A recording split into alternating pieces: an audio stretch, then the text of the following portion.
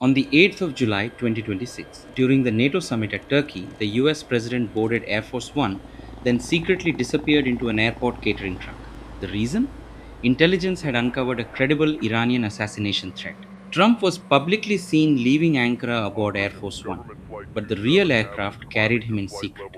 A smaller C 32A flying toward Britain as a decoy plane followed behind. The two aircraft reached Britain minutes apart, preserving the illusion.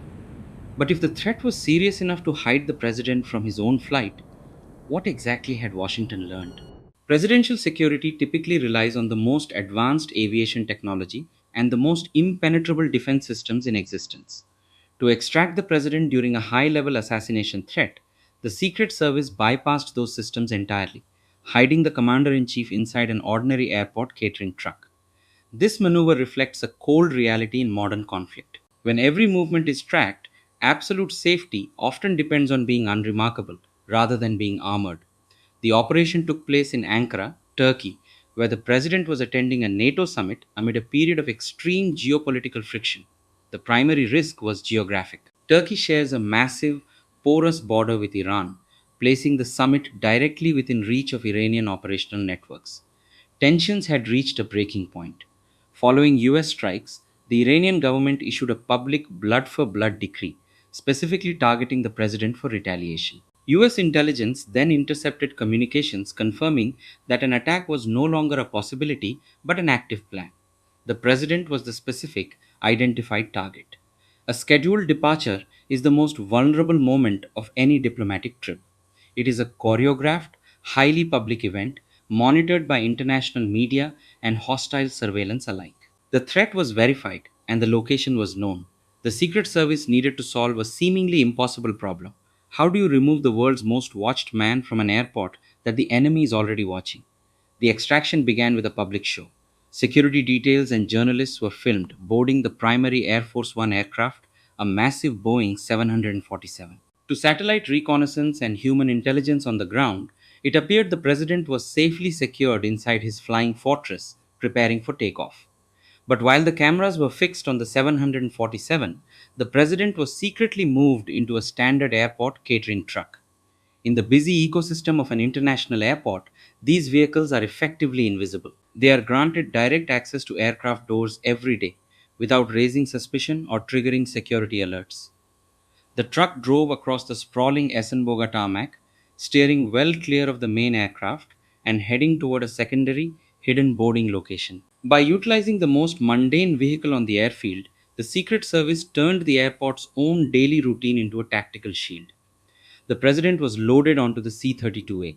It is a smaller military jet typically used for staff, making it far less conspicuous than the massive presidential 747. Both the decoy Air Force One and the secret C 32A took off from Ankara simultaneously, creating two identical tracks heading west. Over international airspace, both aircraft maintained a strict communication blackout, flying in total radio silence to prevent signal interception. The rendezvous was set for London Stansted. The secret transport landed at 10:20 p.m., with the decoy plane arriving shortly after to maintain the illusion of a single, unified trip. In the darkness of the London tarmac, the president was moved back onto the primary Air Force One for the final leg of the journey to the United States. When the plane finally landed in Washington, the public saw a standard arrival. The deception was so complete that the world remained unaware he had ever left the main aircraft. Visible security measures like these barricades and guards are the traditional face of protection, but they are increasingly insufficient against modern, state sponsored threats. Today, survival is determined by intelligence and misdirection. The goal is no longer to survive a hit, but to ensure the enemy can never find the target to begin with. This strategy of using decoys and unbranded travel is not a desperate reaction, but a formal protocol used when the threat level bypasses physical defenses. In 2000, President Bill Clinton faced a similar situation where the direct threat perception was too high for a standard arrival. To safely enter Pakistan during a period of high volatility, Clinton utilized a smaller, unbranded executive jet while his primary aircraft acted as a decoy. As weapon systems like long range drones and precision missiles improve, the intelligence community is prioritizing invisibility over armor.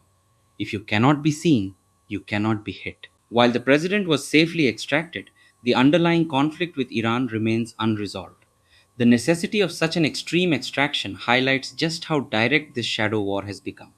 This persistent instability is felt far beyond the tarmac.